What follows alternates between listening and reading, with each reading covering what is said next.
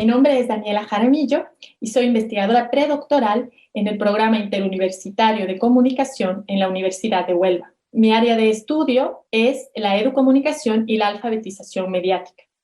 Mi investigación doctoral se centra en los discursos sobre inmigración dentro de las redes sociales, en el caso de los Estados Unidos y España. Yo estudio redes sociales que son usadas por colectivos más jóvenes, como es el caso de Instagram y TikTok.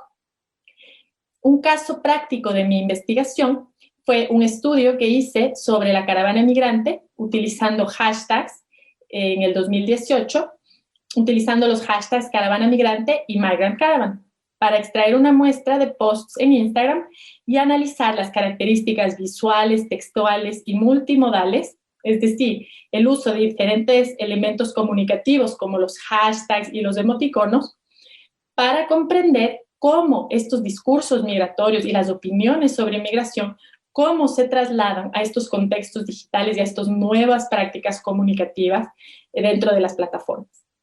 En la actualidad, estudio los contenidos creados por migrantes dentro de la plataforma TikTok. Este tipo de investigación es importante porque nos permite entender un poco mejor cómo se desarrollan y se visibilizan diferentes colectivos dentro de las redes sociales y cómo se dan estos discursos y estos diálogos sobre temas importantes como lo es la inmigración y cómo estos se adaptan a los contextos digitales.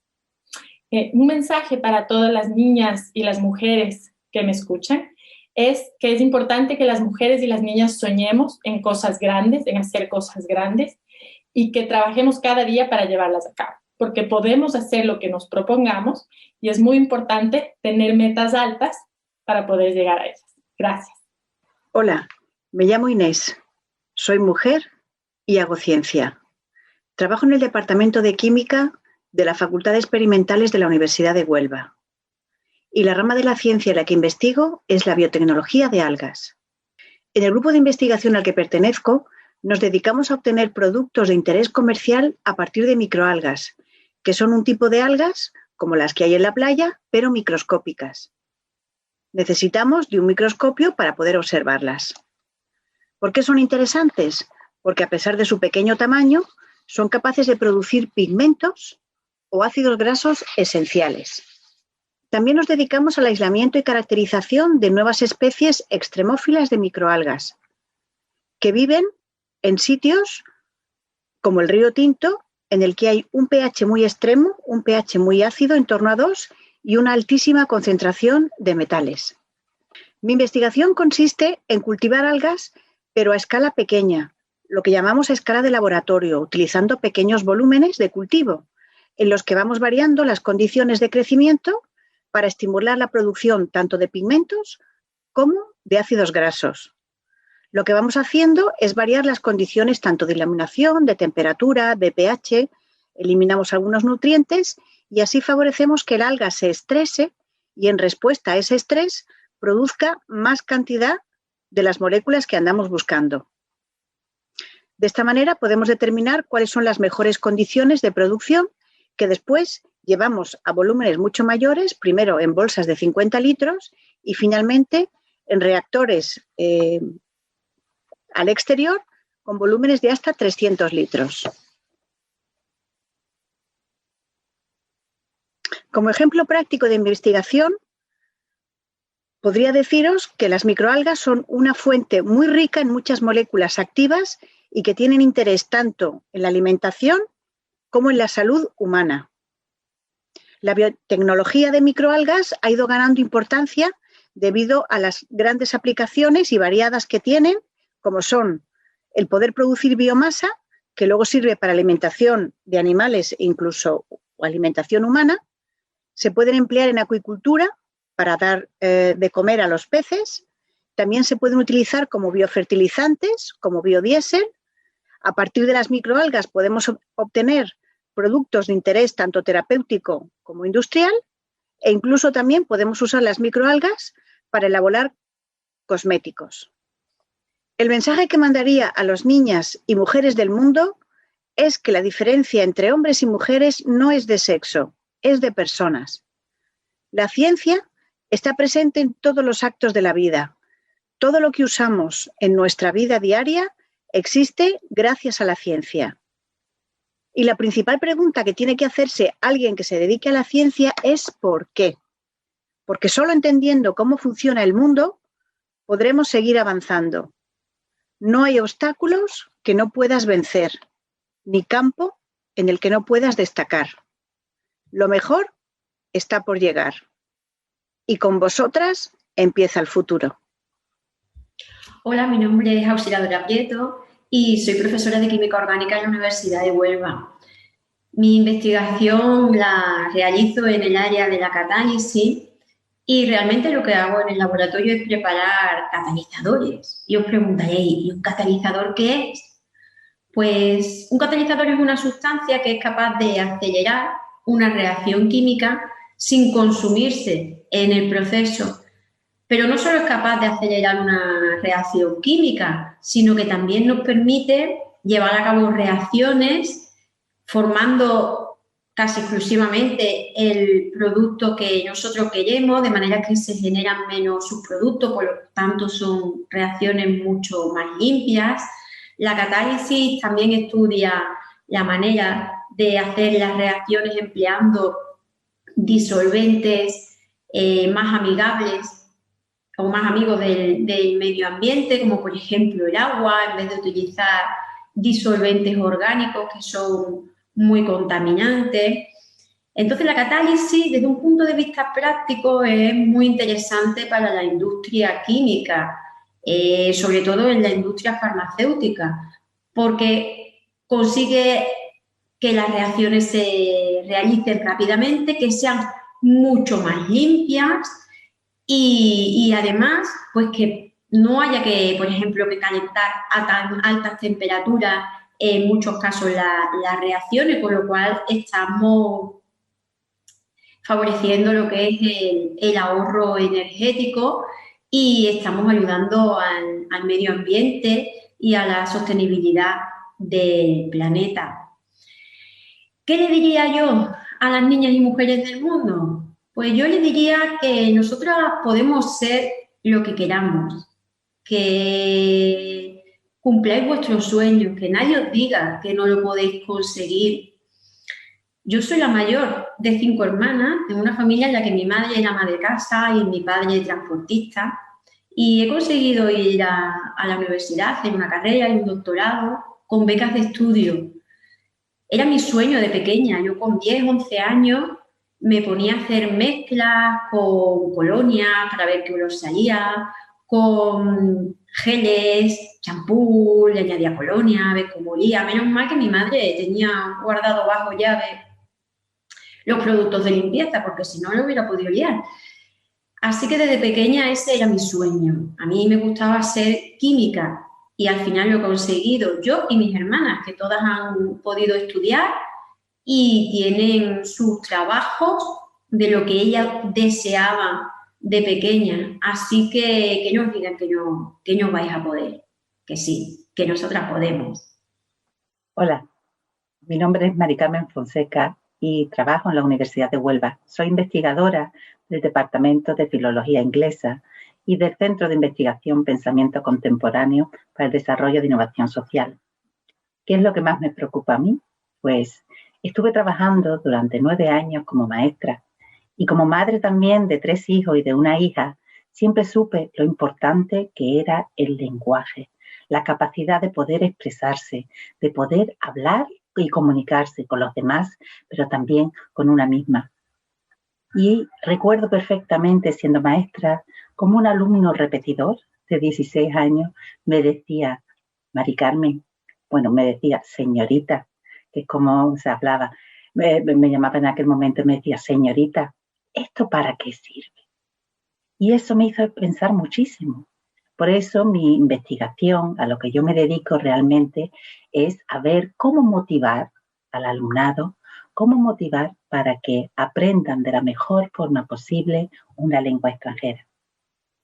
Porque las lenguas, el hablar muchas lenguas te abre puertas, te abre mundos, a mí me hace posible trabajar con investigadoras e investigadores de otros países. no solo con los españoles y no solo con personas que hablen la misma lengua en español, lo cual me maravilla porque me ha facilitado también la posibilidad de viajar y de conocer esas culturas. Conocer lenguas extranjeras es saber cómo comunicarse, cómo se comprenden, se piensan las cosas en otras lenguas.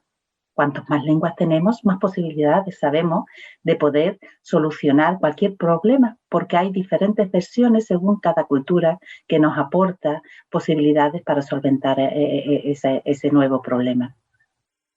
Siento una gran pasión por las lenguas, siento una gran pasión por la investigación y ha sido duro, ha sido un camino que no ha sido fácil. Pero si tuviera que dar un mensaje, un solo mensaje a todas las niñas y a todas las mujeres del mundo, es que no hay obstáculo si tienes claro a dónde quieres llegar. Si fijas tus objetivos, es cuestión de ir después poco a poco y poniendo los medios y consiguiendo. Y cuando una realmente sabe lo que quiere y hacia dónde quiere ir, pues creedme, todo el universo conspira a favor. Todos ayudarán para conseguir vuestro objetivo.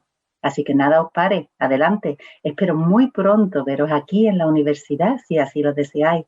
Espero ver investigadoras que vengan a nuestro centro de investigación COIDESO, que es el nombre en corto, como llamamos nuestro centro, donde allí podréis trabajar a favor de eso, del pensamiento libre, del pensamiento contemporáneo, de ver cómo podemos innovar, cómo podemos mejorar, como yo lo hago en mi investigación con los videoclips musicales, que pienso que subtitulados son una forma maravillosa para poder seguir aprendiendo idiomas. Hola, soy Nuria de la OBI de Alteroé. Y como no puede ser de otro modo, quisiera comenzar estas breves palabras agradeciendo a la organización de esta jornada, de esta iniciativa, que me haya permitido participar en ella por segundo año consecutivo para conseguir visibilizar de una manera más clara la labor que realizamos investigadoras de la Universidad de Huelva en diferentes áreas disciplinares. Me permiten un segundo que comparta la pantalla para que ustedes se hagan una idea de a qué me dedico. Yo soy arqueóloga y como arqueóloga que soy, lo que hago, igual que el resto de mis compañeros, es lo que dice en el encabezado de esta presentación, tras las huellas de nuestros antepasados haciendo arqueología en la universidad. ¿A qué nos dedicamos los arqueólogos? Pues de manera muy rápida, muy simple, aun cuando ello es muy complejo, pues nos dedicamos precisamente a esa labor de reconstruir la vida de nuestros antepasados a raíz principalmente o a partir principalmente del registro material que estos nos han legado y que se ha conservado a lo largo del tiempo. Mi investigación la realizo en el seno de la Universidad de Huelva y concretamente en el seno del grupo Urbanitas, Arqueología y Patrimonio, al que pertenezco desde mis inicios como investigadora y que recientemente ha cumplido 30 años de existencia, siendo con ello el grupo de humanidades más antiguo de la Universidad de Huelva. Igualmente, mis actividades, igual que la del resto de mi grupo, se vinculan con el Centro de Investigación en Patrimonio Histórico, Cultural y Natural. ¿Por qué realizo o por qué me dedico a hacer arqueología? Porque me parece que la arqueología es tremendamente importante y significativa para la sociedad actual, la sociedad en la que vivimos.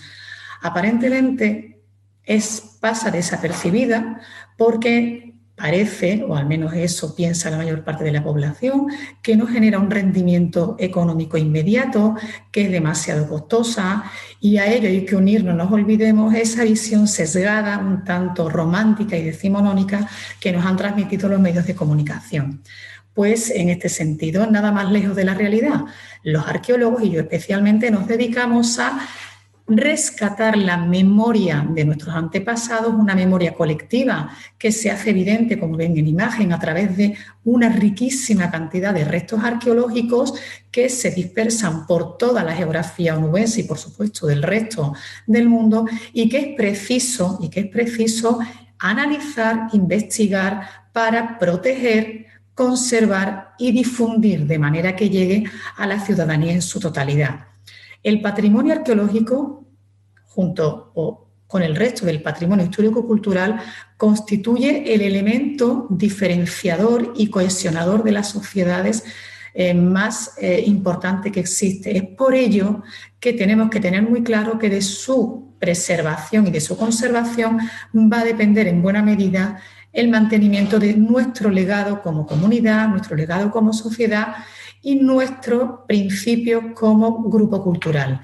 Es por ello que nosotros nos dedicamos a hacer arqueología para rescatar tanto la memoria física de los restos arqueológicos como la memoria dialogada que estos nos muestran. De manera que nuestra labor es funcionar como nexo entre el pasado, el presente y el futuro.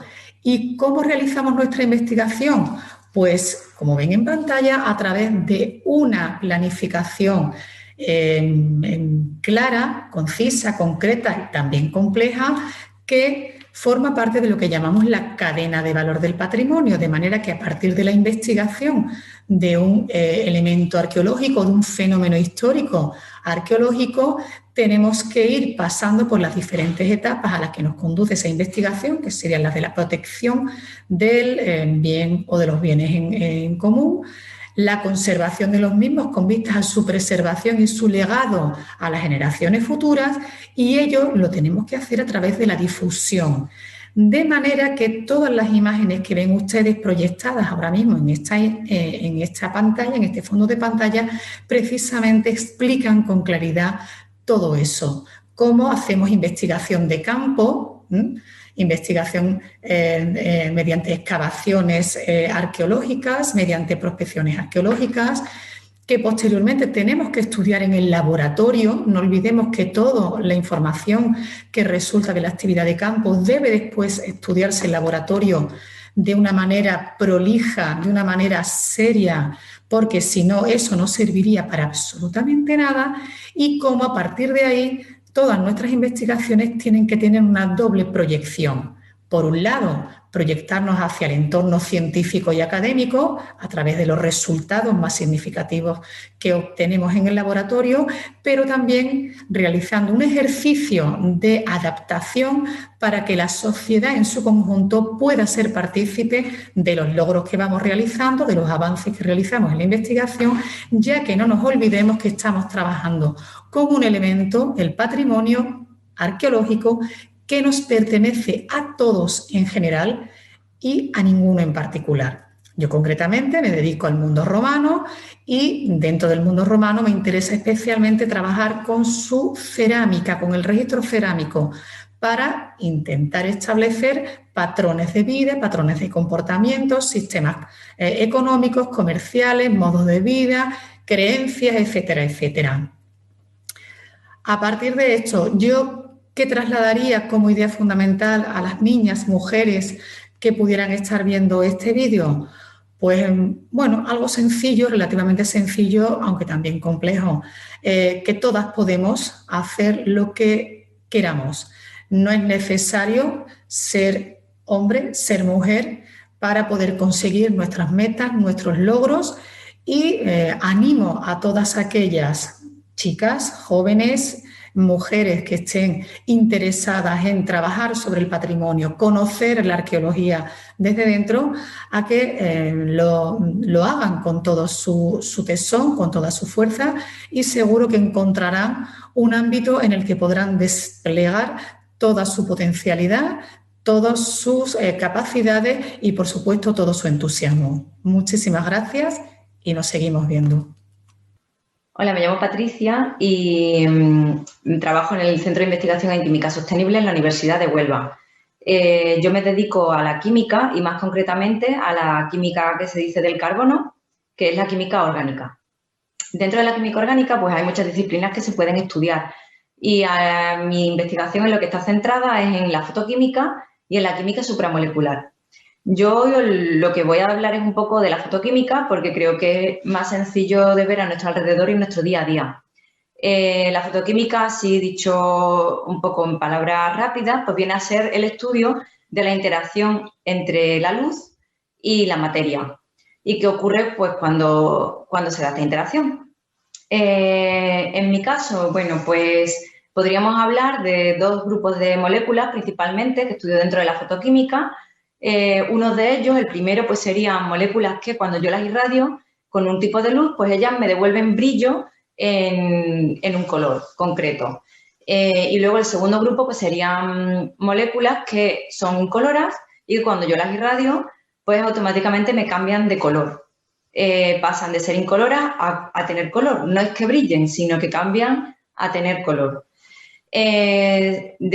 Como comenté al principio, son cosas que se ven en nuestro día a día y dicho así, después de decir estos dos grupos, pues igual no parece tan intuitivo, pero si nos fijamos bien, podremos ver que, por ejemplo, el primer grupo de moléculas, que es las moléculas que brillan cuando las irradiamos con luz, lo tenemos cada día que vamos al supermercado y damos un billete. Cuando damos un billete, el cajero o cajera lo que va a hacer es pasar el billete pues, por una lámpara, ¿no? Como podemos observar, y vemos que algo brilla siempre en ellos, ¿no? Hay líneas que brillan o dibujos que brillan. Bueno, pues estas zonas brillantes vienen a ser pinturas que tienen fluorescencia, que al final dentro de ellas lo que hay son moléculas que tienen fluorescencia. Y esas moléculas son estas de las que hablo, que cuando tú las irradias o cuando una las irradia, pues les devuelven brillo. El otro grupo de moléculas, que es aquellas que son incoloras y pasan a tener color, pues lo tenemos como ejemplo en gafas de sol, que cuando pasamos a zonas de más brillo, pasan de tener un color menos opaco a uno más oscuro y más opaco, para que no nos moleste tanto ese nuevo brillo que hay en el exterior. Y bueno, esto es un poco lo que yo hago y quién soy.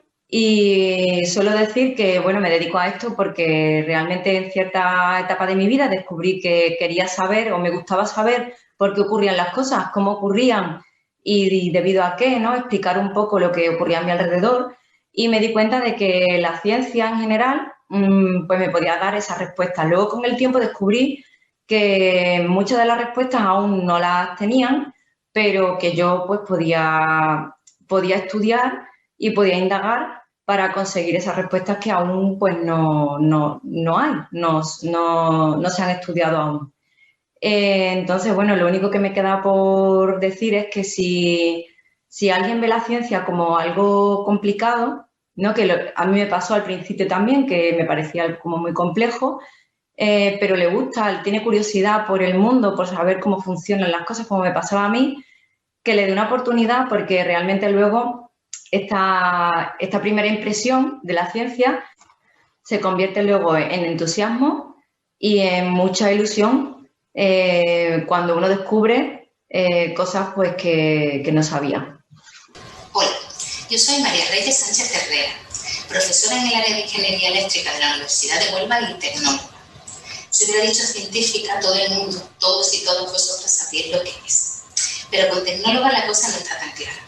Y en todo caso no está clara la diferencia entre científica y tecnóloga. Pero a mí me gusta decir que soy tecnóloga y no científica y por lo tanto en esta charla voy a intentar aclarar la diferencia entre los dos conceptos, ciñéndome a las ciencias experimentales. Si vosotros ponéis en Google fotos de laboratorios, lo que os salen son imágenes como estas de aquí que os estoy mostrando. Estos son laboratorios farmacéuticos, de biología, de química, de medicina, en los que los elementos principales son la bureta, la pipeta y la probeta, tradicionalmente. Si en lugar de poner fotos de laboratorios ponéis fotos de laboratorios industriales, las fotos son ligeramente diferentes. Os salen laboratorios de procesos químicos que se relacionan con la ingeniería química. Sin embargo, la rama industrial de la ingeniería comprende no solo la ingeniería química, sino también a la eléctrica, la electrónica, la mecánica o la energética, entre otras. Pero para que os salgan laboratorios como estos, ya tenéis que poner directamente fotos de laboratorios de ingeniería eléctrica. En estos laboratorios no hay buretas, pipetas y probetas. Hay otro tipo de instrumentos. Este es del tipo en el que yo trabajo, este es mi laboratorio. Y las herramientas, lo que hay, los elementos que te encuentras son herramientas como pues destornilladores, alicates, llaves inglesas, osciloscopios, componentes electrónicos, fuentes de potencia, cargas electrónicas, etc. En Los laboratorios de pipeta, bureta y probeta trabajan las científicas y en este segundo tipo de laboratorio trabajamos las tecnólogas. Las científicas se dedican, por ejemplo, a desarrollar una vacuna y las tecnólogas nos dedicamos a montar la línea de producción para la fabricación a gran escala de esa vacuna, que no es menos importante que el desarrollo en sí de la vacuna. En los laboratorios primeros de pipeta, bureta y probeta hay un número de mujeres significativo hoy día trabajando, ha crecido en los últimos años. Hay un número significativo de científicas si los comparamos con hace una década. Sin embargo, el número de tecnólogas, el porcentaje de tecnólogas sigue siendo terriblemente bajo.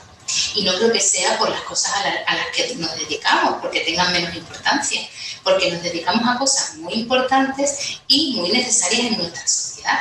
Por ejemplo, yo estoy trabajando en un grupo de investigación en el que nos dedicamos a mejorar las tecnologías renovables y su integración en el sistema de potencia. El sistema de potencia es el que está básicamente comprendido por las grandes líneas eléctricas de transporte y distribución y las subestaciones. También está formado por centrales eléctricas, entre las que se encuentran los grandes parques eólicos y las grandes centrales solares. También nos dedicamos a mejorar la tecnología de los sistemas de acumulación para que algún día podamos disfrutar de los coches eléctricos que puedan desbancar a los actuales que funcionan con gasolina o gasóleo. En definitiva, nosotros trabajamos para intentar evitar el calentamiento global del planeta. Así que mi mensaje de hoy es animaros a todos y sobre todo a todas a que consideréis la ingeniería eléctrica y la ingeniería energética como una opción real para vuestro futuro. Nosotros estaremos esperando con los brazos abiertos en la Universidad de Huelva y en la Escuela Técnica Superior de Ingeniería. Soy Rosa García Gutiérrez, soy doctora en Filología Hispánica y actualmente dirijo el máster en Estudios de Género, Identidades y Ciudadanía de la Universidad de Huelva y también dirijo la Cátedra Juan Ramón Jiménez de la misma universidad. Como filóloga, mi investigación pertenece al ámbito de las humanidades. La filología estudia la lengua, los lenguajes que emplean la palabra, se estudian sus usos, sus funciones, su historia, su naturaleza, su engranaje. Y muy especialmente la filología estudia uno de esos lenguajes que para mí es el más apasionante, que es el literario. Ese es mi campo de trabajo, ese es mi campo de investigación, la literatura y concretamente las literaturas hispánicas, la española, pero sobre todo las hispanoamericanas y en particular las pertenecientes al periodo que va desde finales del siglo XIX hasta aproximadamente después de la Segunda Guerra Mundial. Esto sería el modernismo, las vanguardias y la crisis de la vanguardia. Es un periodo fascinante por dos razones. Primero, porque se lleva el lenguaje literario hasta el final de sus posibilidades, se le explora hasta sus límites y esa exploración redunda en una indagación muy libre y muy profunda del ser humano. Y segundo, porque es una literatura muy en contacto con un periodo de la historia muy radical, de grandes cambios, guerras mundiales, aparición de nuevos conocimientos desde la física a la psicología, grandes utopías, distopías, gran comunicación e intercambio internacional. Una época, en definitiva, en la que confluye lo mejor y lo peor que podemos ser como individuos y como sociedad. Y todo eso se refleja en la poesía, en la novela, de una manera reactiva, cuestionadora, una crítica que se hace desde lo intelectual, pero también desde lo emocional. Entonces, este periodo en el que la literatura y el arte se consolidan como vías para la heterodoxia, para la disensión, para la rebeldía, ¿no?, como alternativa a lo normativo, es el que me interesa. Para explicar brevemente cómo es mi investigación me son útiles unas palabras de Becker muy conocidas, pero quizás no del todo comprendidas. Dice Becker que mientras haya misterio, habrá poesía. Y efectivamente la literatura es un misterio que nace del misterio, ¿no? ¿Por qué desde que existe el ser humano, además de comer o de dormir, ha necesitado cantar, ¿no? Y el canto es el origen de la poesía. Y contar historias, historias que están en la mitología o las religiones y que son el origen de la novela. ¿Por qué nunca en ninguna cultura han dejado de existir la poesía, el cuento, el teatro, ¿no? Es evidente que los necesitamos. Y por eso analizar la literatura, trazar su historia, revisar cómo se ha construido esa historia, es fundamental para el conocimiento profundo del ser humano. Digamos que si la medicina explora nuestro cuerpo, a través de la literatura exploramos nuestra mente, pero no solo, también nuestras emociones, sentimientos, dudas, miedos, anhelos, frustraciones, esperanzas, desesperanzas, tabúes, todo eso que también somos y determina nuestra existencia no solo como individuos, sino también como sociedad. Porque quien escribe lo hace para comunicarse con los demás, para entablar un diálogo o una discusión, de forma que la palabra, convertida en obra que se publica, una vez que se lee, ya no es solo de quien la escribió, sino que pasa a convertirse en patrimonio colectivo, pasa a convertirse en cultura, ¿no? De manera que ese gran río que es la literatura, que viene desde que existimos y que va más allá de nuestro presente, nos expresa también como comunidad, como sociedad, como colectivo, y es un espejo en el que mirarnos críticamente para conocer, ¿no? Y si hay un motor para el cambio, para la transformación, para la mejora, ese es el conocimiento. Más que explica una de mis investigaciones, tal vez me gustaría explicar qué hago cada vez que como investigadora me pongo delante de una obra literaria. Como creo que la literatura ha sido y es una vía para indagar en lo misterioso, inexplicable de la vida y de la existencia, en todo eso que la razón, la lógica o la ciencia no explica de manera satisfactoria o suficiente, cada libro me convierte en una especie casi de detective, porque lo que hago es desentrañar en lo posible esa capacidad que tiene la literatura de ir más allá de lo empírico a través de un uso muy particular del lenguaje, ¿no? Que es un uso que se aleja del lenguaje común o habitual, e intentar explicarlo luego dentro de unos parámetros racionales, para llevar de alguna forma o devolver al terreno de lo inteligible y de la comunicación normal ese lenguaje literario que apunta a lo inexplicable, a lo inefable, a lo que desborda las palabras mismas. Por eso, delante de una obra literaria siempre me formulo las mismas preguntas.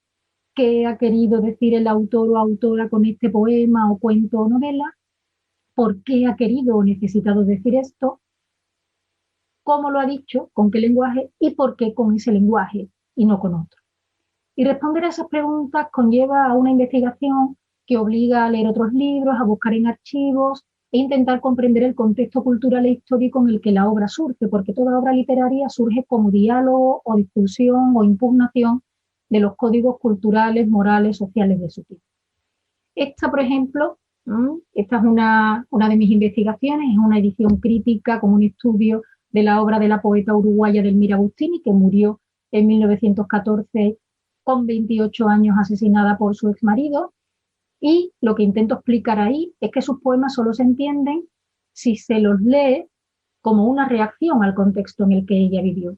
Un contexto marcado por el cientificismo y el positivismo, por la represión moral contra las mujeres, por unos estereotipos sociales que impedían a las mujeres el desarrollo libre de su identidad o de su vocación, por una clase intelectual que veía mal, cuando no imposible, que una mujer escribiera con tanta profundidad sobre la poesía en sí frente a la prosa de la vida, sobre su extrañamiento ante la hostilidad social, sobre sexo, sobre frustración en el amor.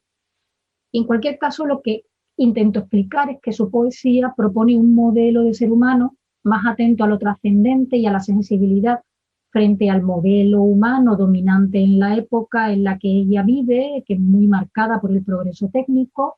Intento explicar cómo ella habla de su inadaptación a los valores de la sociedad en la que se educó, inadaptada totalmente a los estereotipos femeninos, y cómo encontró en el lenguaje poético una manera de impugnar el lenguaje moral, social, cultural, que le decía cómo tenía que ser y cómo.